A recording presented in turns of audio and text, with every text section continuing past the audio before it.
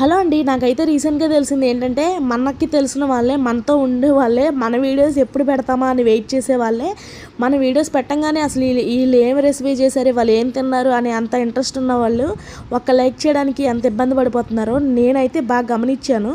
నాకు తెలిసిన వాళ్ళు ఆడపిల్లలే చెప్పారనమాట.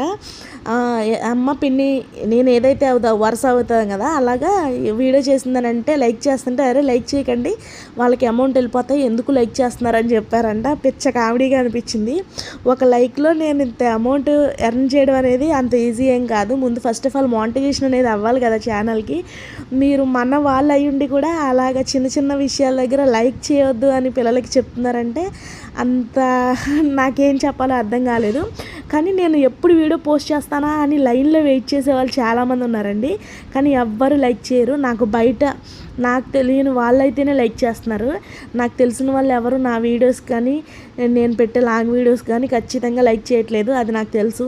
ఇంకా మా ఫ్రెండ్స్ అయితే, మా 10th క్లాస్ వాళ్ళు, నా డిగ్రీ ఫ్రెండ్స్ చూసిన వాళ్ళు అయితే ఖచ్చితంగా లైక్ చేస్తారనమాట. సో ఇక్కడ విషయం అది నాకు ఎందుకో చెప్పాలనిపించింది, మీతో షేర్ చేసుకోవాలనిపించేసి. ఇక్కడ ఎప్పుడులా కాకుండా వాళ్ళు కొంచెం డిఫరెంట్గా కర్రీ అయితే చేశాను, చికెన్ కర్రీ. ఎప్పుడులాగే అల్లం వెల్లుల్లి పేస్ట్ వేసాక టొమాటోస్ అవి స్కిప్ చేసి పెరిగేసేసాను. చాలా అంటే చాలా బాగుంది. గ్రేవీ కూడా బాగా వచ్చిందనమాట. సో ఎప్పుడన్నా ఇలా ట్రై చేయండి. సో వీడియో నచ్చితే లైక్ చేసుకోండి. థ్యాంక్ యూ ఫర్ వాచింగ్ అండి. మీరు కూడా చూసి అలా వెళ్ళకుండా ఒక లైక్ ఇవ్వండి. బాయ్.